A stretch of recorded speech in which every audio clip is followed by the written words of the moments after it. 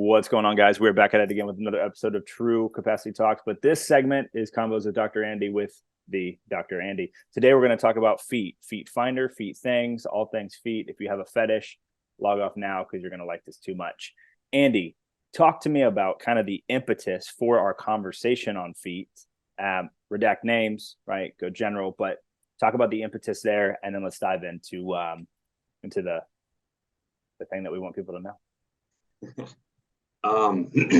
Yeah, James. So yeah, this episode is gonna be about kind of like barefoot versus wearing any kind of shoe, maybe even orthotic. But yeah, I mean, before we hopped on here, we had a small conversation. I think it's super important that we all kind of go back to our grassroots as far as we try to be as barefoot as much as possible. And that concept, even though it's not my own, that concept was just birthed by reading and learning from other people that this is their specialty and this is what they love to kind of research and dive into. But I mean, I'll put it this way: it's how many of us would hate to wear mittens on our hands all the time, 24/7, 365, and go about our daily activities. So why would we do the same thing for our feet, put them in prisons? So we're going to kind of dive into maybe some situations where, yes, it is important to have like some foot condoms on your feet and all that stuff to protect them. But for the most part, like you should be strengthening and exercising and moving your feet just as much as any other part of your body, if not more so. So, yeah, that's where I want to kind of start it off. I mean, how do you feel as far as barefoot versus shoe versus orthotic, all that? Well, I think the argument from a lot of people is it's from a place of fear. So it's hey, we want to make sure that your ankle doesn't roll. Hey, we want to make sure that your foot is taken care of. Hey, we want to make sure that you put on a knee sleeve the minute that you have any kind of discomfort around your knee. Like we're in society, I believe, and I think that this is something that's like learned as we're getting older, right? You're in a position where you fall once, and then next time you're about to fall, your parent grabs you. Well, does your parent need to grab you unless you're falling off of a cliff or like out the window? Probably not. But I think that there's learned behavior here where we get to a position where it's like, oh, we need to put padding on. We need to put the bumper rail. We need to put the guardrails up it when we're bowling. We need to put on bumper pads. Well, we need to be very careful. We need to go to a Smith machine and do our lifts. So we take part of the balance out of it because you don't want to fall. You don't want to use a dumbbell or kettlebell. I think that carries all the way. I think it's subconsciously like pushed into us from childhood. Well, some of it is conscious, but it's never like, don't do that because that's bad. It's this is what you do because this is what your family, your parents, your mom, your grandma. You see your grandma walking like that with a cane. If you don't want to walk like that with a cane, you should wear your orthotics today. Like it's this like, and I think that it's like aggressively beat into you as a kid. But I don't think necessarily that parents do it maliciously. I think they actually do it because that's what the experts are telling them. That's what the foot doc is telling them. So what their GP is telling them. That's what someone after I break my wrist doing a Superman down my stairs outside on the concrete and go to the ER, that's what they're telling us. Cast it. And then when you're done casting it, make sure you brace it. And when you're done bracing it, make sure you sleeve it. When you're done sleeving it, well, then you can get back there maybe a year down the road. Like, I think that we've just got to a place where we've put the guardrails up for too much. And it's, for the short run, definitely beneficial for certain scenarios. But I think for our feet overall, it's long-term detrimental. And I don't think that we even understand the gravity of how much it actually is. Yeah, no, I think you're exactly right. It's tough because the instant feedback is a little bit more difficult to see or maybe even to feel, right, than it is to watch it on something else or someone else. So, and the analogy that I'll kind of take to is like, okay, and we mentioned this earlier before we hopped on the podcast. Like, take a look at a dog, and you put shoes on a dog, right? And James, you're laughing. In my head, I'm laughing at this, at seeing this visual because it's funny. You put shoe, yeah, they lift their paws up super high. It looks awkward. They don't look like they're enjoying it. And for us, we just kind of mock it and laugh at it. And we're like, oh, that's so cute, or that's so funny. So, but what's going on neurologically is that because when you stand, right, I weigh 180 pounds. When I stand on my own 2 feet, right, my weight have to bear 180 feet. split that between the feet. So 90 pounds per foot, right? That my feet have to support. When I walk, that's now 1.5 to 2 times my body weight, which simple math would be somewhere around like 360 if you doubled it, right? So 360 pounds of weight goes on my foot that's holding me up when I'm walking. Running goes upward between 2 to 3 times my body weight. So it's even more force on my foot. So that's all the weight that my foot has to bear. So what happens is when you run, you get way more impact and you get way more what's called proprioception or sensation up to your brain. Okay. So for a dog, when they walk normally, right, we don't think anything of it. Just a dog being, just walking, being ambulatory. When you put shoes on their feet, okay, foot condoms, they no longer have that same impact because of the cushion or proprioception, that movement sensation up to the brain. So they have to then lift their legs up higher, changing their mechanics to create more impact, to feel more, or to feel what would be normally normal without shoes. So it changes their entire biomechanics. So if you put shoes on a toddler, real young toddler, right, versus just bare feet, you're going to see them kind of lift their feet up higher, change their mechanics. Now, for us on the naked eye, right, as a parent, you look at that and you don't think anything of it because your kid's already a horrible walker to begin with. That's not a slight to all 1-year-olds or 1.5-year-olds or 2-year-olds. They just are, because they're still building cartilage, they're still building bone, they're still building muscles, tissue integrity. So they're in balance. They're figuring all that out. So it's going to look weird whether they have shoes on, socks on, or no shoes on at all.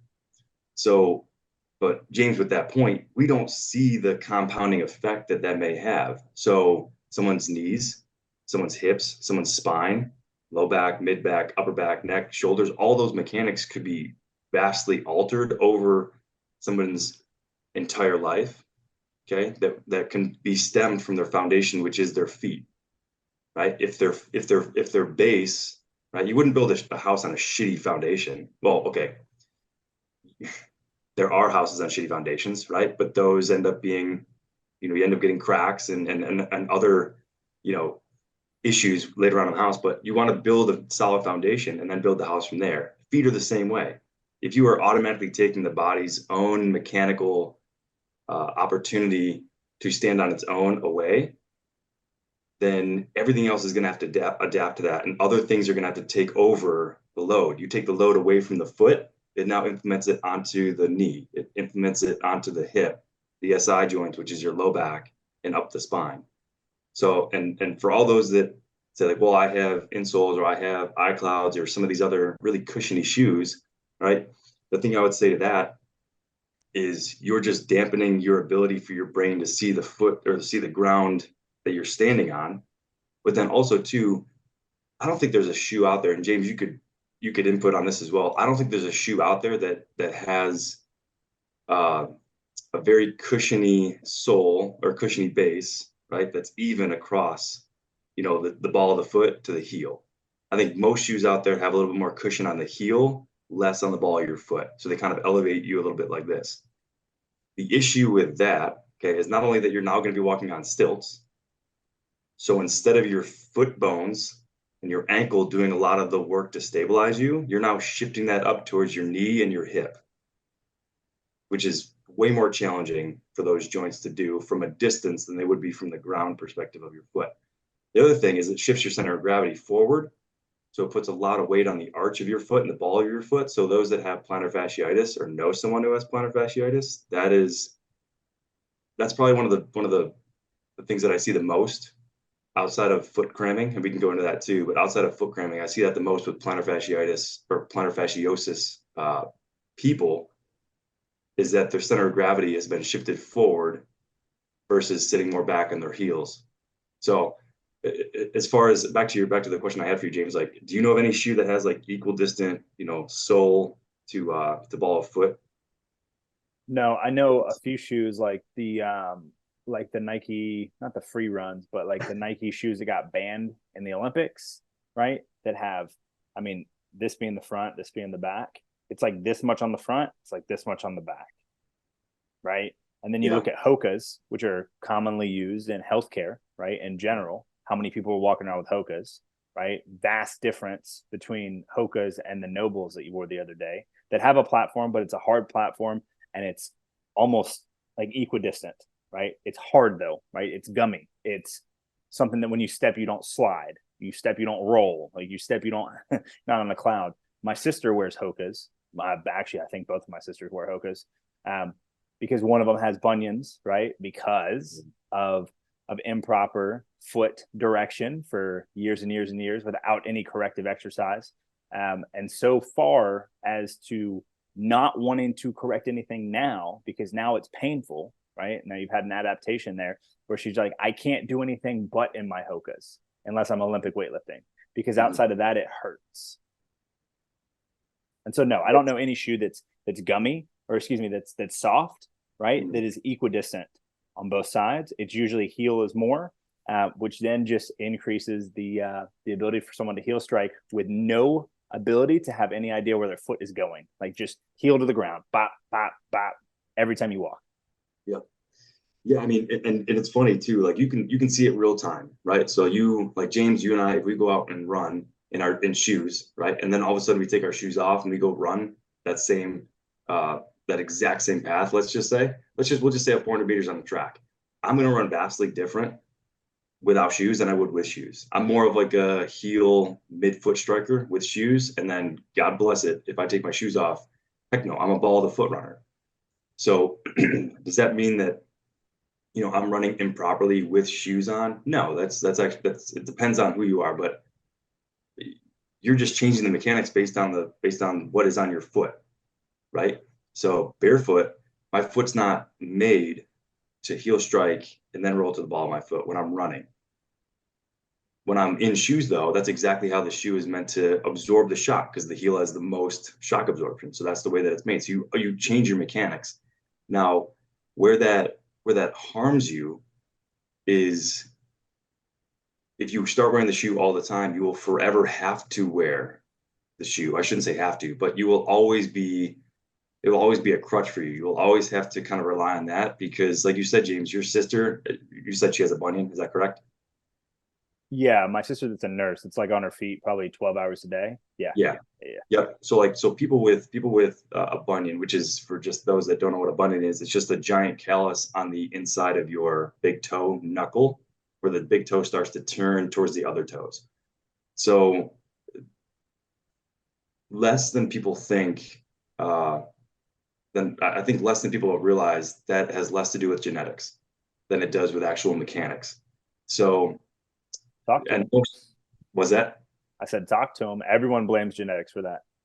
Yeah. So like, yes, if your mom had a bunion, your dad had a bunion, your great grandparents had bunions, your, great grandfather from the Revolutionary War had bunions, right? So when you're a child, James, you and I are neither parents, right? But I guess, talked to enough parents, heard from enough parents that their kids are sponges, right? So they watch what they say. They sometimes watch what they do around their kids because their kids just soak it up their sponges. But what do you think they're doing when they're watching you move, right? So if they see how you move, how you walk, even though you may not think that your kid is observing that's exactly what they're doing. They see how mom and dad, how other people around them are moving. And so if you have a bunion or if you have poor mechanics, they're going to pick that up, right? And so that's more of nurture.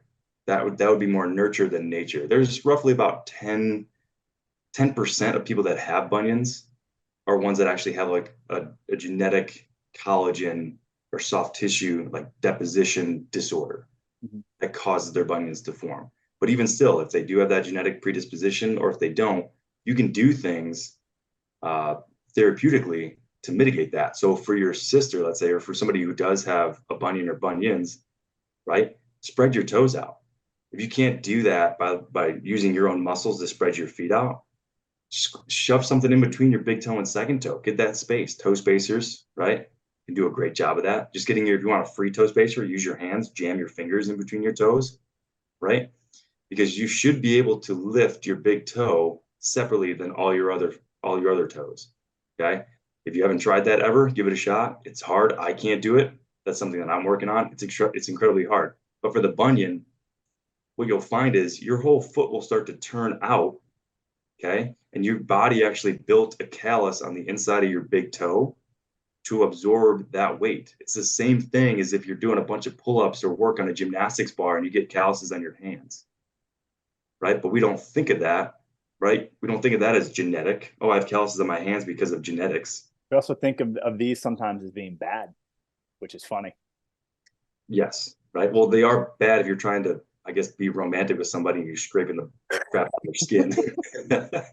Right? But that bunion or those bunions down in your feet, no, they're just it's an adaptation by your body to handle your body weight. Like I said before, standing is 1-to-1 your body weight ratio. So however much you weigh when you stand, that's how much your feet absorb. When you walk, right? And I know a lot of people out there just walk thinking that it's not really a super impactful exercise. You can multiply 1.5 to 2 times your body weight on your foot. Okay. And so if you have bunions, you can imagine all that weight. If I'm walking, let's just say, 1.5, so 270, right? 270 pounds are going onto my big toe. That's a lot of weight. Okay. And that's probably the basement number. 360 is probably more appropriate. All that weight's going onto your foot and your bunion. So you need to do stuff to counteract that. You wearing a foot your entire life, sure, you can do it. Or I'm sorry, wearing a shoe your entire life. Wearing a foot. Yeah, wearing a foot. Mr. Amputation. Wearing a shoe with an orthotic the rest of your life. I mean, go ahead. It's your choice to live that way, right? But that's like me choosing to every time that I get up or move around, me putting on knee sleeves because I want my knees to get warm. Or every time I go to lift something, even bend over, right? I'm going to put a weight belt on to support myself. Now, those are very gross, just, that doesn't mean that I'm against those things, right? But just it's situational. So for someone who's looking to maybe become more barefoot, right? But who has pain or maybe just hasn't been barefoot, has no pain, but just hasn't been barefoot a lot, start off easy. Start, in your house, right? If you have carpeted floor, that's super easy. I wouldn't necessarily go out and walk on hard surfaces barefoot for miles and miles or go run. You'll be hating yourself, hating us for telling you to do this. Start slow, right? So just take your shoes off and just start with just brushing your teeth with your bare feet touching the ground. See how that feels. Stand on one foot barefoot. See how that feels. See if one foot is maybe a little bit more imbalanced as far as strength and all that. The other thing that I want to talk to you about, James, as well, and I'll get your input on this once I finish this statement, but it's just the elderly with balance and strength. But yeah, start off slow, right? So just in your house, get outside, get on natural soil, right? I know everyone out there is probably thinking like, oh, it's gross or that's icky or it's cold, whatever it is. Exposure to even different temperatures with your feet is huge, especially if you have diabetes for blood flow. Huge. Vasodilation and constriction back and forth, cold and hot, is huge to get rid of maybe some of those decubitus ulcers that are on the bottom of your feet if you are someone that suffers from diabetes to an extreme extent. But that's a different conversation. There's a lot of benefit to just being barefoot, but start off being comfortable and progress into longer bouts of being barefoot. I don't know if you have anything to say on that, James. I know I spoke a lot, but I definitely want to get your opinion on like people that are getting older as well and falling accidents, those kind of things. Those that say like, oh well, I'm 60 and I need to wear this orthotic for the rest of my life because my podiatrist said so. But yeah, I think before you're going into like older age and things that are happening with biomechanics and whatnot there, I think that a lot of times we just take the first opinion that we get from someone in a white coat. And I don't think that modern medicine is bad. I don't think that Western civilized medicine in any regard from any modality is bad. I think really though that you got to put your critical thinking hat on and not just put on the rose-colored glasses and think that everything that's told to you is told to you for every single bit of context that you go through in your life, right? Like there's a lot of times where I would say, hey, for someone in CrossFit, like it makes more sense, right, to do some EMOMs every minute on the minute work, right, to build up your conditioning with ample rest after, do some things to improve yourself. But if someone's trying to go on stage for bodybuilding, you're not going to tell them to do EMOM work of thrusters. Like what? That's one of the dumber things I've heard for someone trying to program, right? Same kind of thing. You want to get better gymnastics? Oh man, you should do some powerlifting deadlifts. You should do some sumo deadlifts. Take 5 minutes in between each set. Do 3 reps at 95%. Like that advice isn't for that person. So I think that what we've got to do is kind of put our critical thinking hat on here, in just how we're operating day to day, right? Like salt is not bad, right? Fruit is not bad. Meat is not bad. Veggies are not bad. But anyone that's going to blanket statement like you should never do this or should always do this or never do that, you got to think about it, right?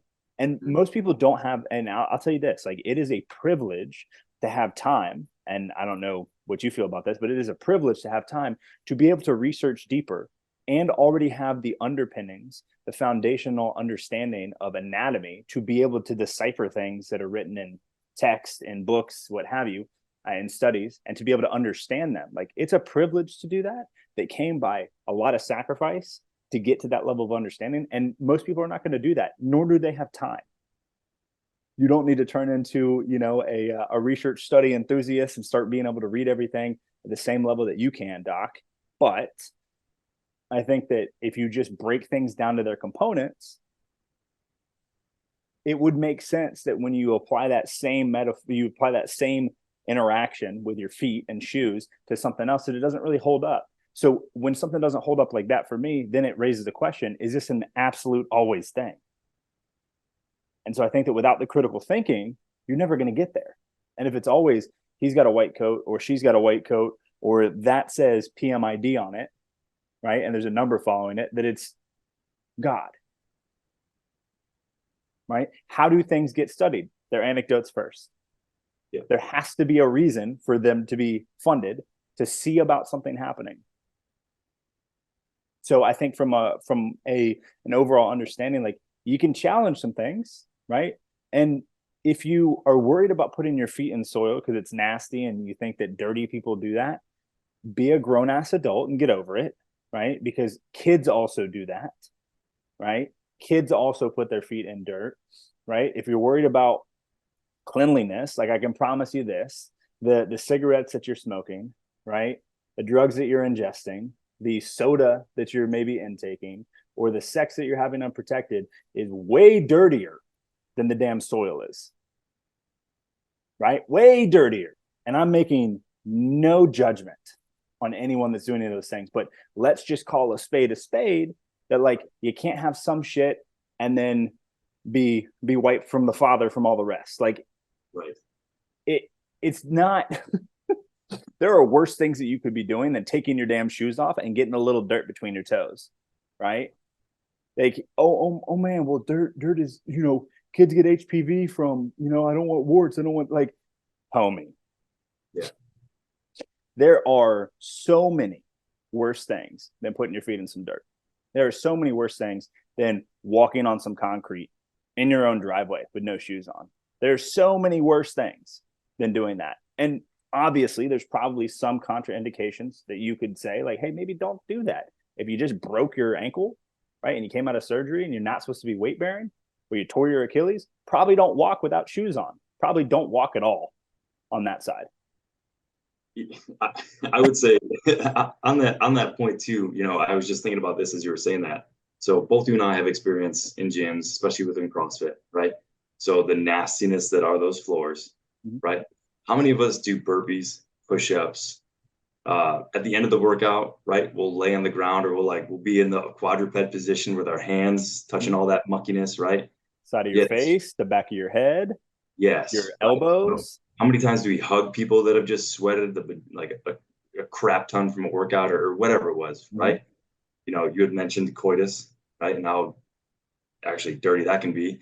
But like we have no issues with hands, other parts of our body touching these surfaces. Yet somehow when we take our shoes and socks off and it just barely touches it, right? It's disgusting and it's unhealthy and it's unsafe and unsanitary and all those different things. But we'll put our phone face down on the ground and then we'll put it up to our head.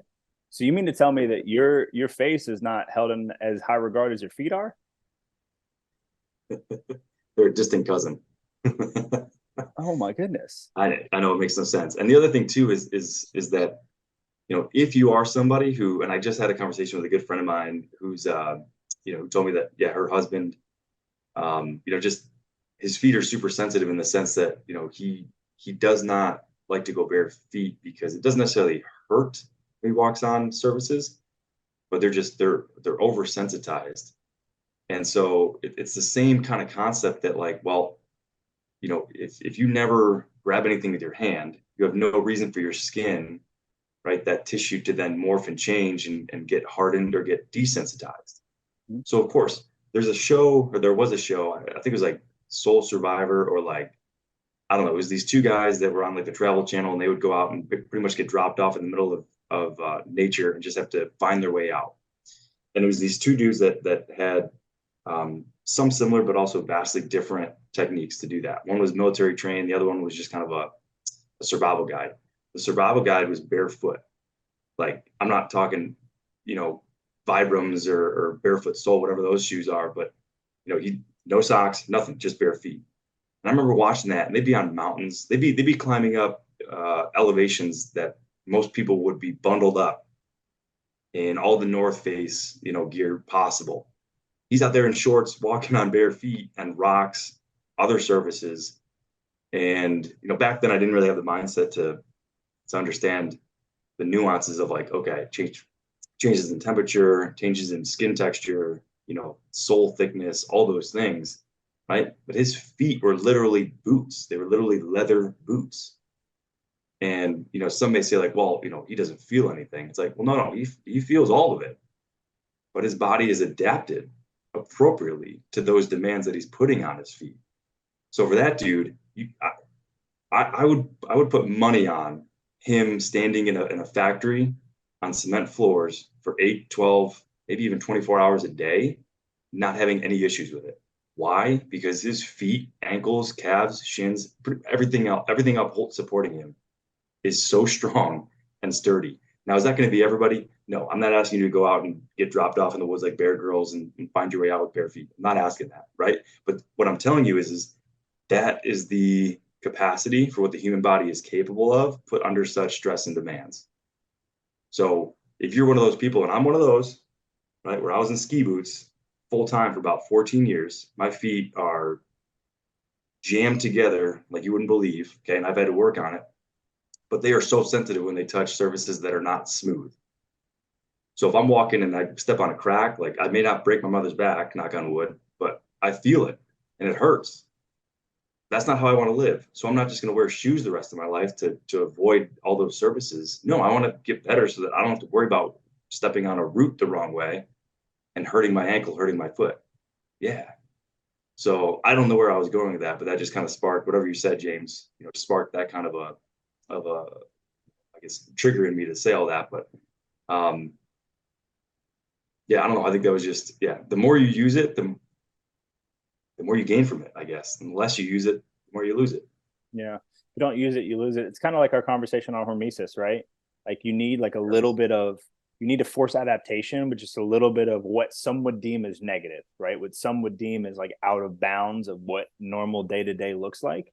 Some of that will get you there. I'd be curious to understand if you logically work this back, that maybe those 14 years of in boots have something to do with your back degeneration. Oh, big time. Yeah. Yep. I mean, like, yeah, there's no doubt in my mind that they're connected in some way. That they're 100%. Yeah. The same way that, you may not think of it at first, but hamstring tension can cause somebody to develop plantar fasciitis. Or if somebody has plantar fasciitis or even a bunion, right? Or any other kind of like foot aggravation. Yeah. That tight hamstrings can be the origin of that or make that worse. Yeah. For sure. You may not see it at first. I mean, the same way that somebody's hyperkyphosis. So if hyperkyphosis is like, imagine somebody who's more hunched over, right? Their center of gravity starts to upper back, low back, mid back. What are we talking? Mid and upper? More so upper back. Yeah, hyperkyphotic because that's already a kyphotic curve. Yeah. So imagine like so like Hunchback of Notre Dame kind of vibes, like that kind of like older men and women that are bent over on their walker and what have you when they're older. Yeah, that would be That doesn't mean that people younger can't develop that or have that same. For sure, you can start to see curves that like people at like 28 to 30. Yes. Yeah. Yep. And we won't even touch on scoliosis and all that, but yeah, that hyperkyphosis, because that's going to push everything forward, Mm-hmm. Yeah. right? Just center of gravity, just simple physics. But yeah, the connection between, yeah, for sure. Me being in, and I'll even say this too, like, I can't remember whether or not I was barefoot when I was first learning to walk. I was a little bit later. I was about 2.5 to 3 years old when I was able to walk because I had an air imbalance, fluid imbalance within my semicircular canals, which just helped with my balance. So I couldn't walk until I was 2.5 to 3. So I was a little bit late to the table. But Whoa, Andy, I knew it. I knew it, bud. I knew it. yes, yeah. You know me know just how slow I actually am. So so yeah, so I don't remember, my parents being like, you're going to be a barefoot, uh, primitive aborigine, and you're going to walk around barefoot, your whole life. No, I remember having shoes on and playing sports and all that stuff. So no doubt that prison that my feet were in, compressing my toes, compressing my muscles of my feet, plus with being in ski boots, which if anybody's ever skied, in particular like race skied, so alpine skiing, those boots are tilted vastly forward because you obviously want to get your weight forward, right, as you're going downhill, and then it jams everything together. So when you take your feet out, your feet are basically numb. Besides being cold, they're numb, cold, and they're like all scrunched together. So 14 years of that, yeah, no doubt that probably played a part in my mechanics. Mm-hmm. That my low back definitely, suffered from, Yeah. for sure. Yeah. I just said it sounds like all sounds all too reasonable that that would have something to do with it. Because like even like for example, when we were you, me, and Hunter, right? We were working out at your place in Marietta, right? And I don't know Yep. if you remember this, but before I left that day, you had Hunter adjust you, right?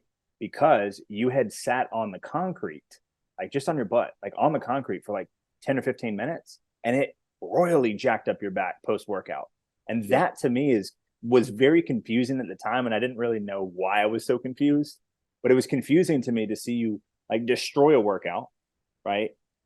And then be in a place where like from my mind, like a little bit of sitting, right? A quarter of an hour on the ground, just totally jacked up what the back was doing. And so I think that maybe it's not like oh, your feet are predisposed to being in a position that's disadvantageous. Well, you're going to have terrible back problems for your whole life. But I think it is interesting that maybe if even today at 30, 35, 36, 40, if we intentionally tried to start spreading our toes out, tried to start doing more barefoot stuff, try to play some soccer in the grass barefoot.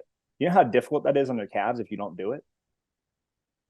You know how hard it is to kick a ball, not with the point of your toe if you don't have shoes on? It's difficult, dude. Even just James, even like walk on the beach, Hard.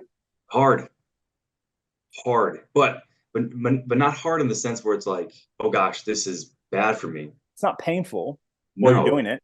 It's just like you fatigue quickly. yes, yes, and you told me, before we hopped on here, you literally started coaching at our old gym, CrossFit Brookhaven, barefoot, Yes. for a while, and you told me that like, holy smokes, my calves, my shins, Well, right? not only did I feel like I started doing it because you told me in the gym, you're like, dude, your feet look like shit. Like, I don't know what's going on with that big toe.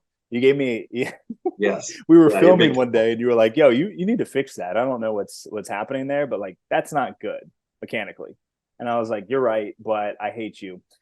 Then I just started taking my shoe off. And so even coaching Olympic weightlifting, coming up, triple extension on your toes and having to feel sliding the feet out, not starfishing, but sliding the feet out to receive. I got ridiculously better at everything that I was doing because I had to be more aware of where I was in space, way more aware. I didn't have a shoe that was high ankle where it protected my ankle. So if I caught it sideways, my whole leg would turn, right? No. It's just my foot. My shoe can't catch any of that. Jumping off a pull up bar, going from muscle ups to jumping down, you got to be very aware of where your toes are at. And in shoes, you really don't because your foot, because of the weight of the shoe and because of how you land and where the padding is, it'll force your heel down.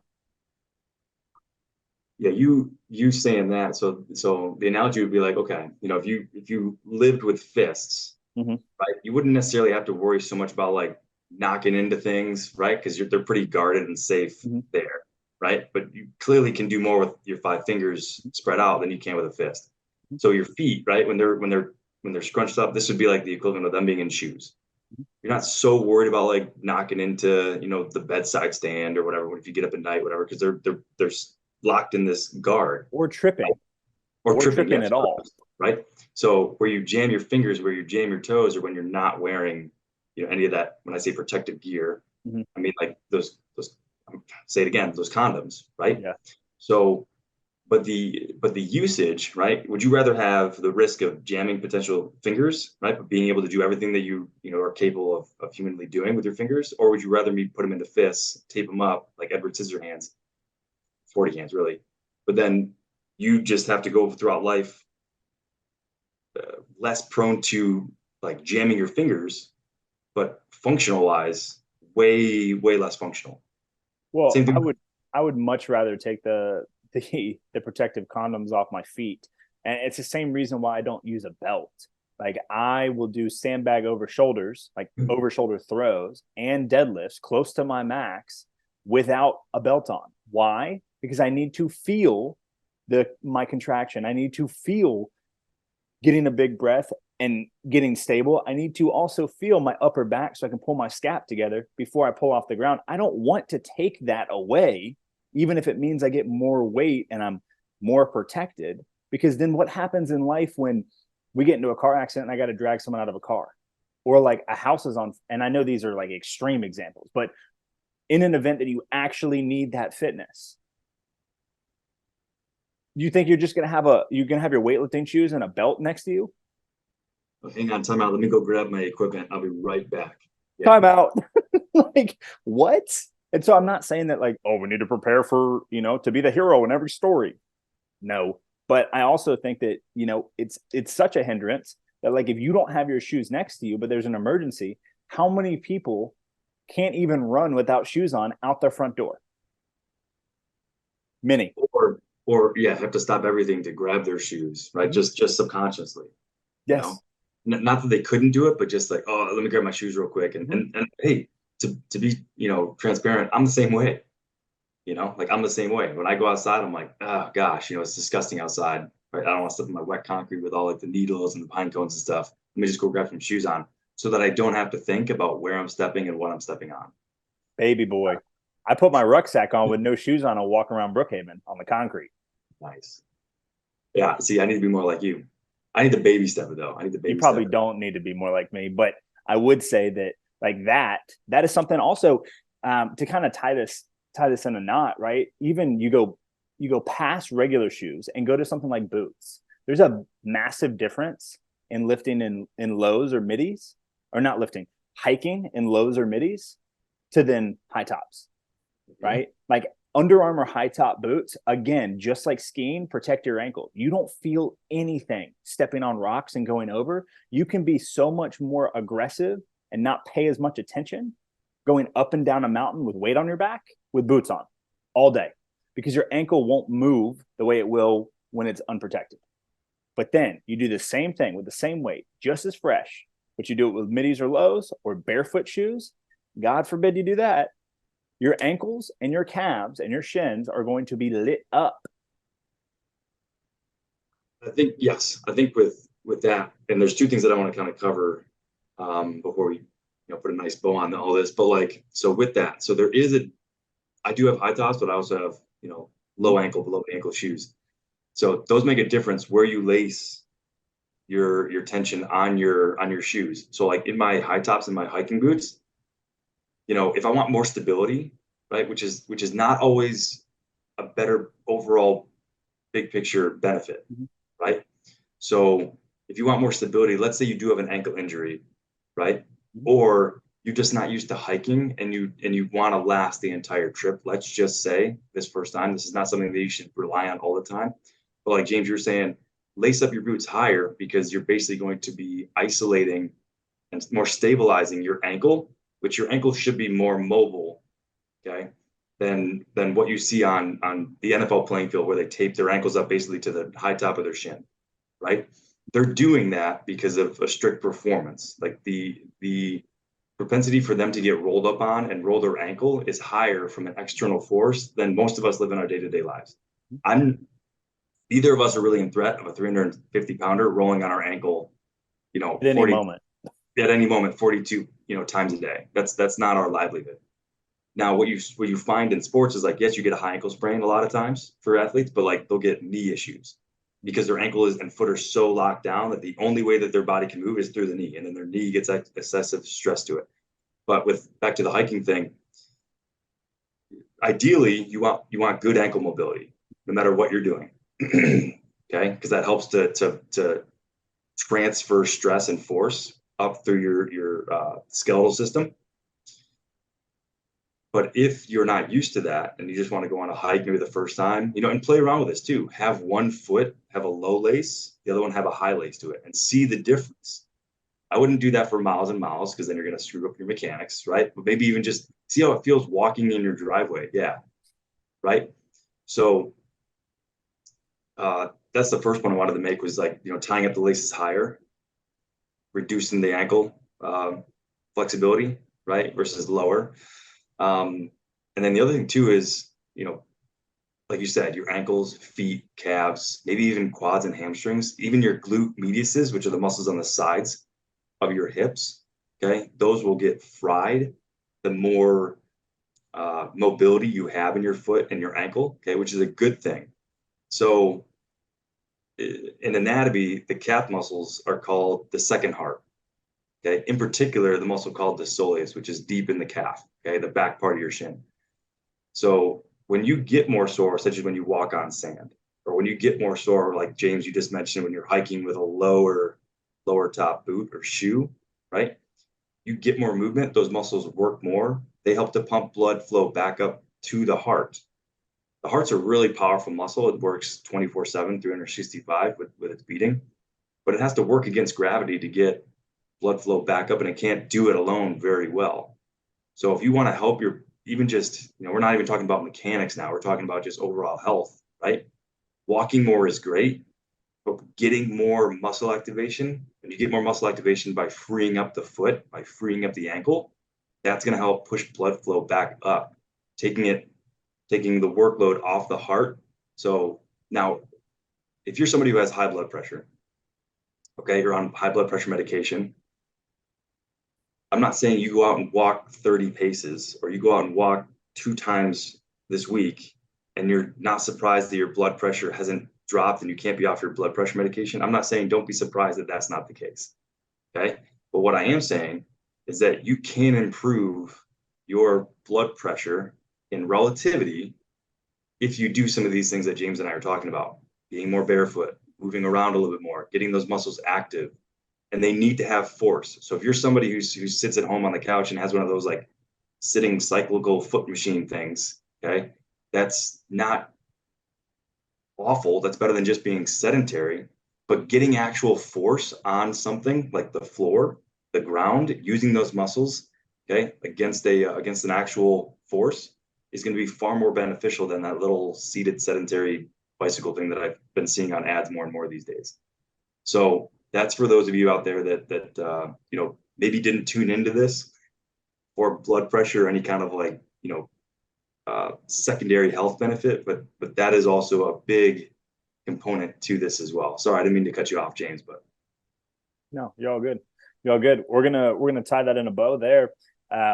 Realistically, the actionable items here are: get your foot out of shoes more, right? Have awareness of what your biomechanics look like in different scenarios, and also understand that you can manipulate, right, what's getting worked versus what's not by how tight your shoes are, what kind of shoes you have on, and how high they're laced up, right?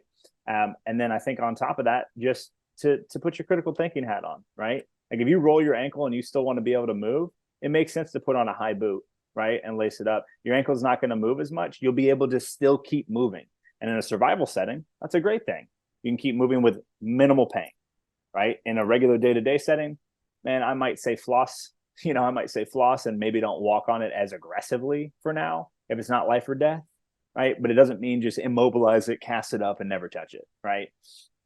Get back to your roots. And I don't know, toe spacers could work if you're trying to get some more space. Also just going barefoot. If you don't want to spend any doll hairs, walk around your house barefoot. Walk outside barefoot. Jam your fingers between your toes when you're watching TV. Because I know most people that are watching this day to day, watching TV. Jam your fingers in. Yeah, I would say listen to those people that are trying to sell you something for that have no agenda outside of just help you help yourself. That's your critical thinking right there. Yeah. I'm not a car salesman trying to sell you a car.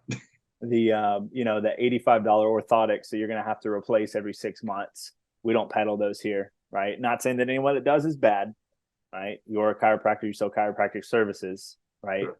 Doesn't mean that chiropractors are bad, but does mean that like there is value outside of just going to see somebody else to help you, right? There are things you can do on your own, and you should do on your own to make everything else last even longer. So that's where we're at. Thank you for listening. Catch you next Wednesday, and we will rock and roll from there.